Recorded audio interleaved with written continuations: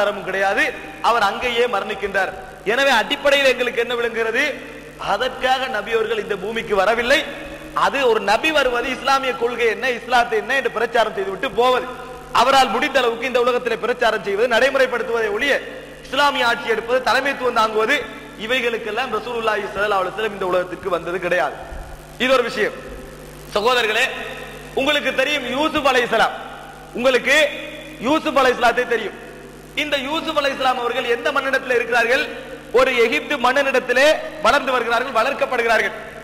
அங்கே இருந்து அசீதுடைய மனைவி என்ன செய்கிறார்?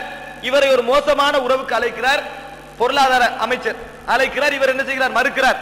மறுத்த பின்னால் யார் குற்றவாளி என்று தெரிந்த பின்னாலும் இன்னஹு மின் கைதிக்குன்ன இன்ன கைதக்குன்ன அதீம், இது உங்களுடைய வேலைதான் என்று அந்த பொருளாதார அமைச்சருக்கு தெரிந்த பின்னாலும் அவரை சிறையில் அடைக்கிறார்கள். எவ்வளவு பெரிய அநியாயக்கார ஆட்சி! சிறையில் அடைக்கிறார்கள். சிறையில் அடைத்த பின்னர் யூசுப் அலைஹிஸ்ஸலாம் பிரச்சாரம் செய்கிறார். இங்கேதான் சட்டம் அனைத்தும் அல்லாஹ்வுக்கு என்ற வார்த்தைக்குரிய முழு அர்த்தம் உங்களுக்கு தெரிய வரும். யூசுப் அலைஹிஸ்ஸலாம் பயன்படுத்துகிறார்கள். ரிமண்டிலே வைத்துக் கொண்டு பிரச்சாரம் செய்கிறார். யா சாஹிபை ஸஜின் அர்பாபும் முத்தஃபர்ரிகூன கைருன் அமில்லாஹுல் வாஹிதுல் கஹார். ஏ சிறையில் இருக்கக்கூடிய இரண்டு தோழர்களே, பல தெய்வங்கள் இருப்பது சிறந்ததா அல்லது அடக்கி ஆளக்கூடிய ஒருவன் இருப்பது சரியானதா, ஒருவன் இருப்பது சரியானதா சிறந்ததா என்று கேட்கிறார். கேட்டவுடன் அவர் சொல்லுகிறார், மா தஅபுதுன மின் தூனிஹி இல்லா அஸ்மாஅன் சம்மைதுமுஹா அன்தும் வ ஆபாஉக்கும் மா அன்ஸலல்லாஹு பிஹா மின் சுல்தான். நீங்கள் வணங்குகிறீர்களே சில தெய்வங்கள், இவைகளெல்லாம் நீங்களாக பெயர் சூட்டிக் கொண்டு நீங்களாக வணங்குகிறீர்கள். அல்லாஹ் தஆலா இவைகளுக்கு எந்த அத்தாட்சியும் இறக்கியது கிடையாது. இனில் ஹுக்மு இல்லா லில்லாஹ், சட்டத்துக்குரிய அதிகாரம் அல்லாஹ்வுக்கு தவிர வேறு யாருக்கும் கிடையாது. சட்டத்தை சொல்லுகின்ற அதிகாரம் அல்லாஹ்வுக்கு. நீங்களா ஒரு பேரை தெய்வங்களுக்கு சூட்டிக் கொண்டு நீங்களா வணங்குவதற்கு உங்களுக்கு அதிகாரம் கிடையாது. அல்லாஹ் தஆலா தான் உங்களுக்கு என்ன செய்ய வேண்டும்? தன்னை வணங்க வேண்டும் என்று சொல்ல வேண்டும். அவன் தான் படைத்தவன். இனில் ஹுக்மு இல்லா லில்லாஹ், அமர, அவனுக்கு தான் சட்டத்துக்குரிய அதிகாரம். அவன் என்ன சட்டத்தை உங்களுக்கு ஏவி இருக்கிறான் தெரியுமா? அல்லா தஅபுது இல்லா இய்யா, அவனை தவிர வேறு யாரையும் வணங்க வேண்டாம் என்று உங்களுக்கு ஏவி இருக்கிறான். அவன் போட்டிருக்கின்ற சட்டம் என்ன? இவைகளை வணங்க கூடாது, அவனை மாத்திரம்தான் வணங்க வேண்டும் என அல்லாஹ் உங்களுக்கு சட்டத்தை சொல்லி இருக்கிறான். ذَلِكَ الدِّينُ الْقَيِّمُ, அதுதான் உண்மையான மார்க்கம், அதுதான் நேர்மையான மார்க்கம்.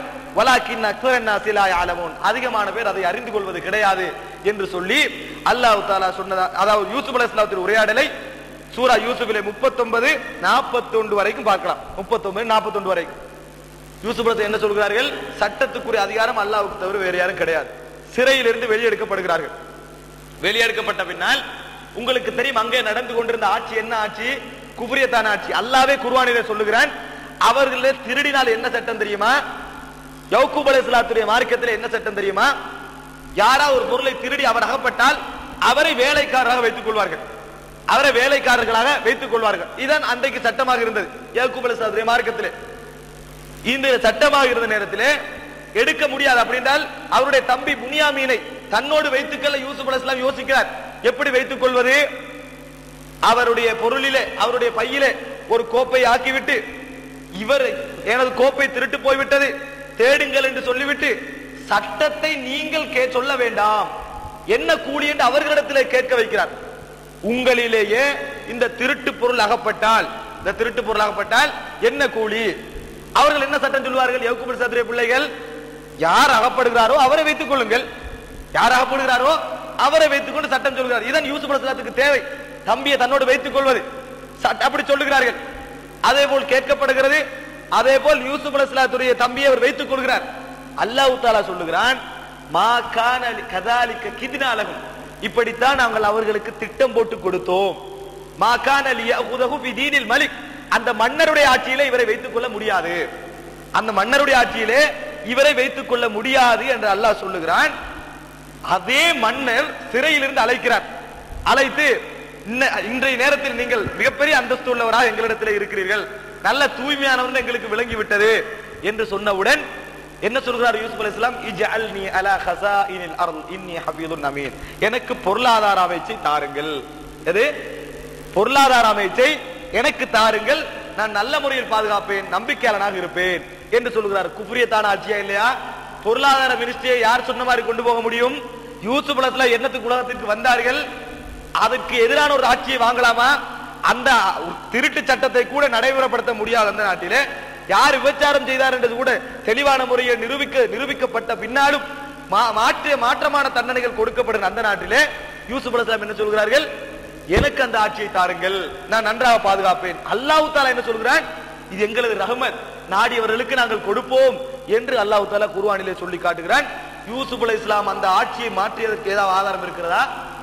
அந்த ஆட்சியை மாற்றி அப்படியே எகிப்தை இஸ்லாமிய ஆட்சியாக மாற்றினார்கள், அப்படி மாத்திரக்கு ஏதாவது ஆதாரம் இருக்கிறது? இல்லை. ஆனால் அந்த ஆட்சியிலே அவர்களால் ஒரு பிரச்சாரத்தை நல்ல முறையில் செய்ய முடியும். எது? இந்த உலகத்திலே வணக்கத்திற்கு தகுதியானவன் அல்லாஹ் ஒருவன் மாத்திரம்தான் என்ற பிரச்சாரத்தை நல்ல முறையில் செய்ய முடிந்த வாய்ப்பு கிடைத்தது. அந்த மன்னரும் ஏற்றுக்கொண்டார். உனது சட்டத்தை மாற்றுவேன் என்றால் மன்னர் இப்படி கூப்பிட்டு கொடுத்திருப்பாரா? கொடுத்திருக்க மாட்டார். சகோதரர்கள், இதை நாங்கள் அடிப்படையிலே புரிந்து கொள்ள வேண்டும். இதற்காக நபி அவர்கள் உலகத்திற்கு வந்தது கிடையாது.